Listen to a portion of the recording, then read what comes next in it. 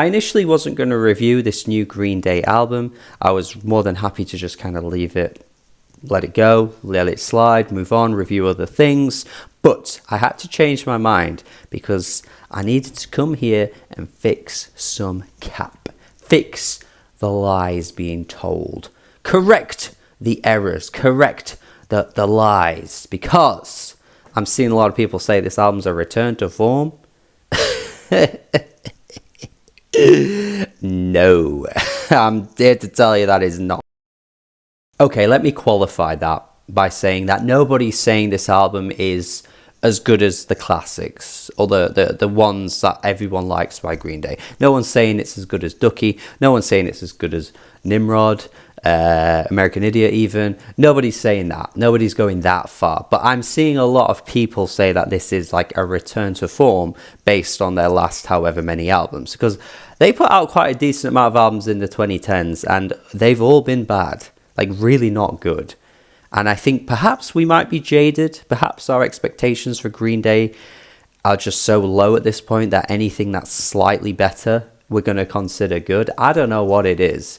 But for me, this is not really much of a return to anything, man. This is as mediocre as a 2024 Green Day album can possibly get. Right from the get-go, the American Dream is Killing Me track that I was pretty much ready to turn off once I heard it. I was just like, this album's not going to be for me. Is there really any point? But I thought, let's stick with it. I'm seeing people say it's pretty good, this album. Why not at least take those words on board and give it a try? Maybe it's just the first track that's pretty weak.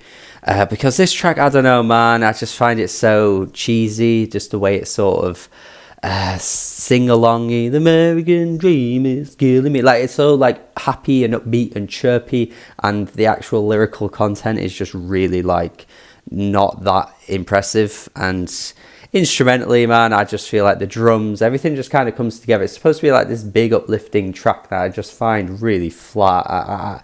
I just wasn't with it, man. I feel like this track just is years past their best, but the hopes and wishes of this album actually getting better beyond that opening track just never came. Like Bobby Socks, I don't really get what the whole idea of this track is, where he's sort of repeating over and over again.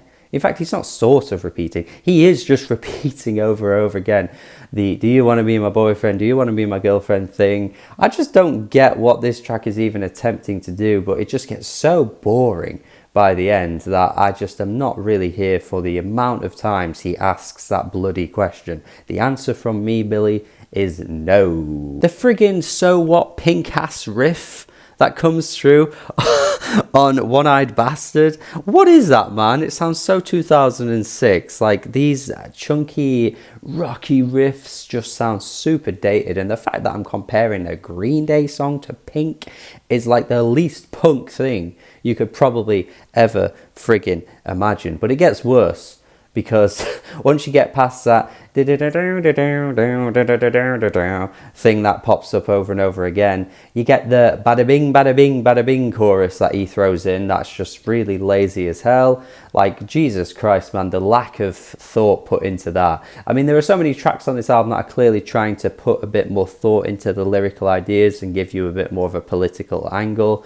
And then you just get this friggin' track that's just so lazy. Like, Maneskin would probably come up with this chorus, and that's not a good comparison because their most recent album was not good. We've got the super surface level observations of Strange Days Are Here to Stay, which has a lot of lyrics referencing like boomers and Gen Z, and even like masks and COVID and everyone's racist now, that type of thing that keeps popping up in the song.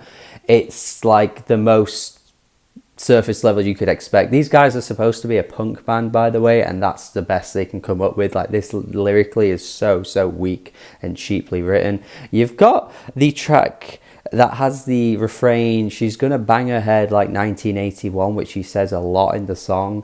And look, I'm not of that age. Like, I'm too young to know really what that could reference, but I don't like to be that person that thinks something's before my time because I'm too young and I don't know things that happened before I was born. I hate it when people dismiss that kind of thing and go, "Oh yeah, that's just before your time, you're too young to know that reference," because like, You know, you can know things that happened before you were born, right? There is a word for that. The word is called history, and history is something that we can look into and know about. It's a crazy concept, right? But I had to look into this. I went on Genius. I was like, why does he keep talking about banging your head at like 1981? Like, did something happen in 1981?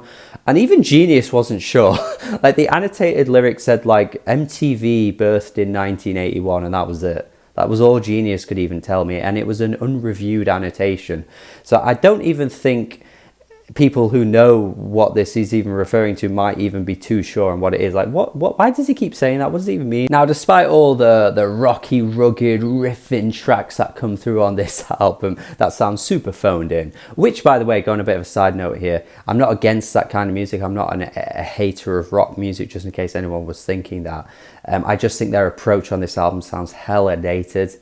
Sounds hella phoned in, sounds really, really cheaply done. There's a lot of good rock bands around right now that are doing more interesting things, and what Green Day are bringing to the table here just feels like we've heard it a million times before in Green Day songs themselves, but beyond that, a million other rock bands have done before.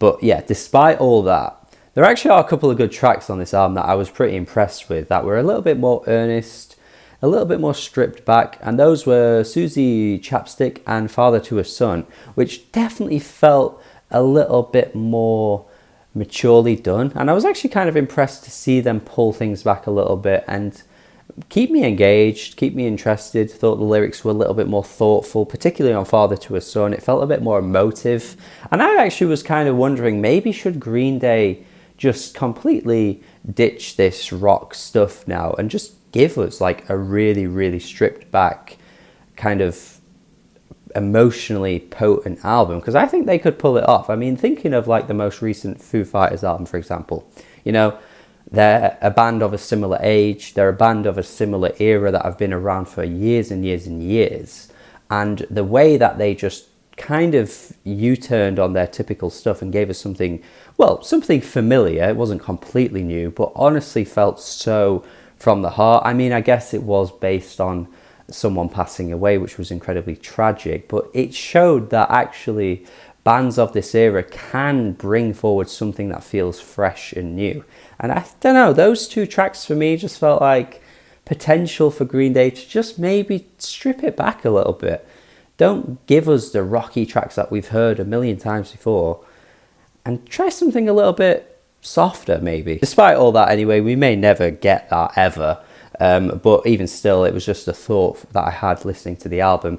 But yeah, we get to Fancy Sauce that closes out the album, and it's just like, for God's sake, man, all those potential positive thoughts I had before just get wiped away, where he's saying stuff like, we're all gonna die young someday, and everybody's crazy, I'm crazy, you're crazy, everybody's crazy. It's just a goofy track, man. For God's sake, this was one of the worst songs for me. So yeah, I don't think, aside from the ones that I've highlighted as being as particularly as annoying or as particularly as really weakly written, I don't think all of the album is that bad. Like, it actually ends up evening out at a pretty average album, because there are some riffs and there are some moments that kind of get me a bit ready to jump. But overall, I don't think it's enough to save the album. And like I say, those really weak, obvious moments that stand out in a bad way just really drag this whole thing down. I just struggle to see where this idea that this album is somewhat of a return to form comes from, because I wasn't hearing it. 5 out of 10 from me. It's very middle of the road, very average stuff. And like I say, I think in 2024, in a world where rock music isn't at its heights, isn't at its peak in the mainstream, there's a lot of cool stuff going on in the underground and in the indie scene. You know, Jeff Rosenstock doing pop punk stuff similar to this, way better. And again, he's pretty old as well now. He's in his 40s, not that far away from the age of the people in Green Day, really. Yeah, he's definitely doing more interesting things for sure. But regardless of all that, that's just my thoughts. That's just my opinion. Let me know your thoughts in the comments if you agree with me, disagree with me. Tell me why. Have a good day. Check out my Patreon as well. Support me over on there. And goodbye.